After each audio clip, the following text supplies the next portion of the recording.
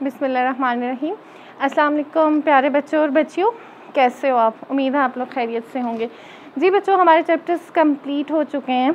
इस मंथ में हमने जितना करने थे, अभी हम इस गज़ल की तरफ जाते हैं, ठीक है। लेकिन गज़ल पढ़ने से पहले हमें ये पता होना चाहिए कि गज़ल क्या है, ठीक है। रदीफ़ किसे बोलते हैं, काफ़िया क्या है, मतला क्या है, मक्ता क्या है, तशबीह क्या है, इस्तिहारा क्या है, मजाज़ मुरसल क्या है, कनाया क्या है। गज़ल पढ़ने से पहले यानी कि जो गज़ल के अंदर चीज़ें हैं, जो गज़ल का हुस्न है, खूबसूरती है, जो उसके ज़रूरी लवाज़मात हैं, वो हमें पता हों तो तब हम गज़ल पढ़ें ना। तो जी बच्चों, आज का हमारा लेक्चर इसी टॉपिक पे है। सबसे पहले तो हम देखते हैं कि गज़ल क्या है। अब गज़ल की तारीफ़, ठीक है। देखें, गज़ल मकबूल तरीन सिन्फ़े अदब है। आमतौर पर शोरा इस सिन्फ़ में अपने ख़यालात पेश करते हैं। लुग़त में, अब लुग़त यानी कि डिक्शनरी में जो है, गज़ल के मानी औरतों से बातें करना के हैं, यानी ऐसी सिन्फ़े सुखन जिसमें औरतों का तज़किरा हो या उनसे प्यार और मोहब्बत की बातें की जाएं, गज़ल कहलाती है। अब ये लफ्ज़ कहाँ से निकला है, इस बात पे बात करते हैं। ये लफ्ज़ गज़ाल से निकला है, जिसका मतलब है जब शिकारी कुत्ते हिरन के पीछे लगते हैं तो वो जो दर्द भरी आहू की आवाज़, चीख, जो यानी कि वो आहू की जो चीख होती है, वो जो आहू की आवाज़ निकालती है, उससे मुराद भी गज़ल लिया जाता है। यानी कि क्या है गज़ल? एक तो जब औरतों से प्यार और मोहब्बत की जो बातें करना है वो भी गज़ल कहलाता है, और वो जो हिरन आहू की जो दर्द भरी आवाज़ निकालती है उससे भी गज़ल मुराद लिया जाता है, ठीक है। अब गज़ल में कम से कम अशआर कितने होते हैं? 5। कम से कम 5 अशआर पे गज़ल मुश्तमिल होती है, और ज़्यादा की कोई तादाद मुकर्रर नहीं। इससे ज़्यादा अशआर पे भी मुश्तमिल गज़लें हैं, हम आप निसाब में भी आप लोग देख सकते हैं। गज़ल का पहला शेर मतला कहलाता है, ठीक है। गज़ल का पहला शेर क्या कहलाता है? मतला। यानी मतला तुलू, जिस तरह सूरज तुलू होता है, दिन का आगाज़ होता है, तो इसी तरह से गज़ल का जो इब्तिदा है वो मतला से होती है। ये आगे हम मतला पढ़ेंगे भी, मैं आपको साथ मतला मक्ता ये सारी चीज़ें बता भी देती हूँ, साथ आगे हम इस पर ही बात करते हैं। फिर गज़ल का जो आखिरी शेर होता है, जिसमें शायर अपना तखल्लुस इस्तेमाल करता है, मक्ता कहलाता है, ठीक है। मक्ता कता से निकला है, ख़त्म, इख्तिताम यानी कि जहाँ पे हो रहा है, जिसमें शायर अपना तखल्लुस, जो शायर का कलमी नाम होता है, वो इस्तेमाल करता है, तो उसे मक्ता बोलते हैं, और ये गज़ल का आखिरी शेर होता है, ठीक है। गज़ल के हर शेर में एहसास और इंसानी तजर्बा मौजूद होता है, ठीक है। गज़ल के हर शेर का मौजू मुख्तलिफ होता है, यानी कि जिस तरह से नज़म होती है ना बच्चों, नज़म पे जब हम बात करेंगे वो भी डिटेल से बताऊंगी। नज़म में तो ये होता है मुसलसल एक ही ख्याल बयान किया जा रहा होता है, लेकिन उसके बरअक्स गज़ल में क्या होता है, गज़ल के हर शेर का मौजू मुख्तलिफ होता है। यानी एक शेर में एक ख्याल पेश किया जा रहा है, दूसरे शेर में दूसरा ख्याल पेश किया जा रहा है, तो ये गज़ल है, ठीक है। फिर रदीफ़, काफ़िया, तशबीह, इस्तिहारा, रोज़मर्रा और मुहावरा गज़ल का हुस्न और ज़ेवर है। यानी इन चीज़ों के बगैर गज़ल नामुकम्मल है।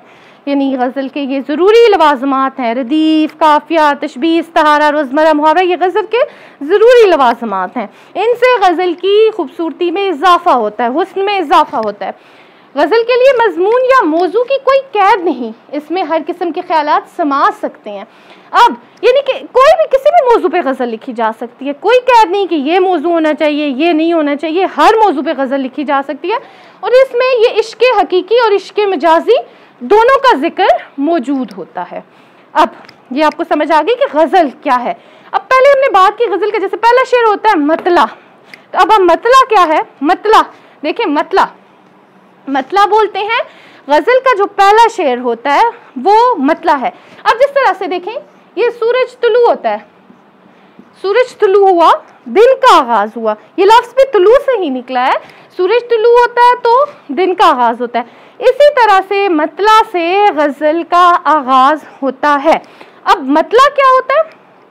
मतला बोलते हैं गज़ल का जो पहला शेर जिसमें दोनों मिसरे यानी कि गज़ल का जो पहला शेर होता है उसके दोनों मिसरे हम काफिया और हम रदीफ होते हैं। इसके बरक्स गज़ल का जो दूसरा शेर है, तीसरा शेर है, उसमें सिर्फ मिसरा सानी जो दूसरा मिसरा होता है उसमें काफिया और रदीफ पाए जाते हैं। लेकिन मतला की पहचान क्या होगी? अब ज़हन में ये बात रखने की है। मतला की पहचान ये होगी कि मतला के दोनों जो मिसरे हैं बच्चों वो हम काफिया और हम रदीफ होंगे। और जो आम अशार होते हैं गज़ल के, जिसमें शेर नंबर 2, शेर नंबर 3, शेर नंबर 4 जो भी अशार हैं, उनका सिर्फ दूसरा मिसरा जो है हम काफिया और हम रदीफ होंगे, लेकिन मतला के दोनों मिसरे हम काफिया और हम रदीफ होंगे। इन केस बाज़ गज़लें ऐसी भी हैं जिसमें मतला के दोनों मिसरे हम काफिया और हम रदीफ नहीं होते, तो उसको क्या कहा जाता है? हुस्ने मतला। ये आप ज़हन में रखने की बात है। कोई भी क्वेश्चन पूछ सकता है आपसे कि अगर मतला में दोनों मिसरे हम काफिया और हम रदीफ ना हो तो उसको क्या फिर मतला कहेंगे? तो नहीं जी, उसे हम मतला नहीं कहेंगे, उसे हुस्ने मतला कहेंगे। ठीक है बच्चों, यहाँ तक आपको समझ आ गई होगी। आगे हम बात करते हैं मक्ता पे। जी हम मक्ता पे बात करते हैं। मक्ता क्या है? जैसे कि मैंने आपको बताया, मक्ता जो है लफ्ज निकला है कता से। ठीक है, कता, कता खत्म करना यानी कि इख्तिताम करना। मतला का लफ्ज कता से निकला है। गजल का आखिरी शेर जिसमें शायर अपना तखल्लुस इस्तेमाल करता है मक्ता कहलाता है। ठीक है, शायर अपना तखल्लुस इस्तेमाल करता है तो वो क्या होता है? मक्ता होता है।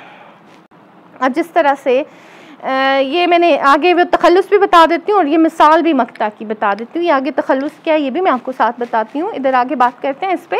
अब जिस तरह से इनकेस ये आ जाए क्वेश्चन है एक कि अगर गज़ल का आखिरी शेर हो और शायद उसमें अपना तखल्लुस इस्तेमाल ना करे तो क्या उसे मक्ता कहेंगे? नहीं जी, मक्ता के लिए लाजमी है कि उसमें शायर अपना तखल्लुस इस्तेमाल करे।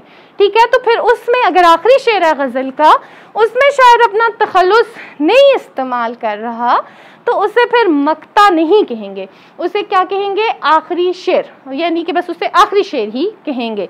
ये आपको समझ आ गई कि मक्ता क्या है। ठीक है, मतला भी आपको पता चल गया, मक्ता भी आपको पता चल गया। अब बात करते हैं, अब गज़ल के अंदर ही में हमने बात की काफिया यानी कि मतला में ही हमने बात की थी कि जिसके दोनों मिसरे हम काफिया और हम रदीफ हों। अब सबसे पहले तो हमें पता होना चाहिए ना काफिया और रदीफ क्या है। अब काफिया क्या है?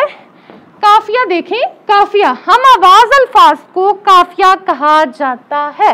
जैसे अब देखें गजल का जो वजन है, वजन बराबर करने के लिए हम आवाज अल्फाज गजल में इस्तेमाल हो रहे होते हैं कि जैसे काफिया है जमीनों, मकीनों, नशीनों, आसमान, जहान, इस तरह की आवाज आपको पता है ना तरतीब से आ रहे होते हैं शेरों के अंदर, तो ये काफिया होता है। हम आवाज अल्फाज को काफिया, हम आवाज अल्फाज को काफिया कहा जाता है। समझ आइए, जैसे मिसाल भी मैंने आपको बता दी।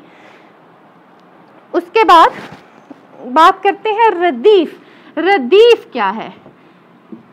रदीफ ये लफ्ज रदफ से निकला है जिसका मतलब है घुड़सवार के पीछे बैठी हुई सवारी या बैठा हुआ शख्स।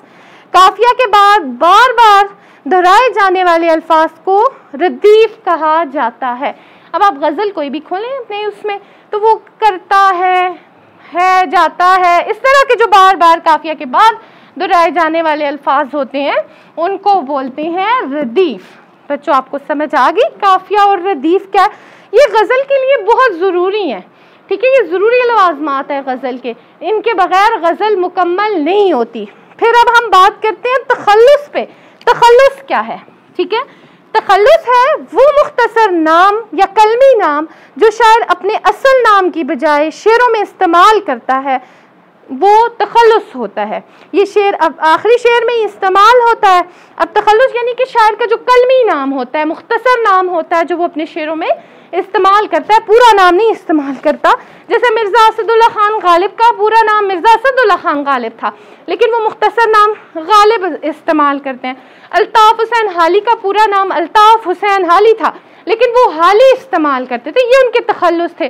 मीर तकी मीर, तो वो अपना तखल्लुस क्या इस्तेमाल करते थे? मीर। ये तखल्लुस हैं। समझ आई आपको बात? तो ये शायरों के यानी मुख्तसर और कलमी जो नाम होते हैं वो तखल्लुस होते हैं। अब तखल्लुस की मिसाल देख लें। एक तो ये मिसाल मक्ता की भी आ जाती है, मक्ता यानी ये गज़ल का आखिरी शेर भी है और यहाँ पे तखल्लुस भी इस्तेमाल हो रहा है। जैसे कहाँ में खाने का दरवाज़ा गालिब और कहाँ वाहिस, पर इतना जानते हैं कल वो जाता था कि हम निकले, यानी ये आखिरी शेर भी है गज़ल का और ये तखल्लुस भी यहाँ पे गालिब अपना इस्तेमाल कर रहा है। तो ये तखल्लुस की मिसाल है। आपको समझ आ गई होगी कि तखल्लुस क्या और मक्ता क्या है, ठीक है। फिर जी उसके बाद बच्चों हम बात करते हैं शेर। ऐसे अब शेर हमें पता होना चाहिए कि शेर क्या है, ठीक है। शेर ऐसे हम वजन मिसरे जो मिलकर एक मजमून अदा करें, शेर का लफ्ज शहूर से निकला है, यानी जो बात शेर में कही जाए वो बोलने वाला अपने शहूर से कहे, अकल से कहे। वो कलाम मौजू जो बामकसद हो, एक ख्याल को जाहिर करे, जिसके दोनों मिसरे एक ही वजन में हो, शेर कहलाता है। जी बच्चों आपको समझ आ गई कि शेर क्या है, वजन क्या, शेर क्या है, तखल्लुस क्या है, रदीफ, काफिया, मतला, मक्ता क्या है, ठीक है। आगे हम बात करेंगे वजन क्या है, बैर क्या है, ये चीज़ें सारी में तशबीह, इस्तिआरा, मजाज मुरसल, कनाया, सनतें साथ डिस्कस करेंगे। जो गज़ल के अंदर जो चीज़ें हैं वो सारी पढ़ के फिर हम गज़ल की तरफ जाएंगे। उम्मीद है बच्चों आपको इन चीज़ों की समझ आ गई होगी जो हमने आज पढ़ी है। तो होमवर्क में आपने आज क्या करना है, जस्ट आपने मतला की एक मिसाल लिख देनी है, मतला की तारीफ़ और मक्ता की तारीफ़, साथ इनकी एक एक मिसाल कापी पे नोट कर लेनी है। और ये जो मैंने पढ़ाया लेक्चर जिससे आपने लाजमी रिवाइज करना है। तो बच्चों अपना बहुत सा ख्याल रखिएगा, ठीक है। दुआओं में याद रखना और पढ़ाई की तरफ तवज्जो देनी। आपके पास टाइम है पढ़ने का, घर में हैं, सुकून से हैं, तो पढ़ाई की तरफ तवज्जो दें। अल्लाह हाफ़िज़ बच्चों।